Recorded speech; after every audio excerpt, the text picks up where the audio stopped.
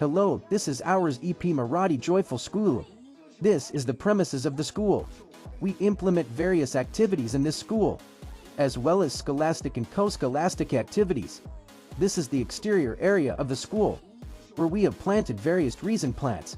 This includes potatoes, eggplants, cowpeas, rich gourds, chilies, bottle gourds, ash gourds, sponge gourds, pigeon peas pods, copia greens, and this year we have also planted garlic. In this garden, we have planted various types of flowering plants, including chrysanthemums, marigolds, globe amaranths, roses, and other flowering plants. Children are given nutritious meals at school in the afternoon where the vegetables from backyard have taken for every day. Please like, share in the channel for more updates.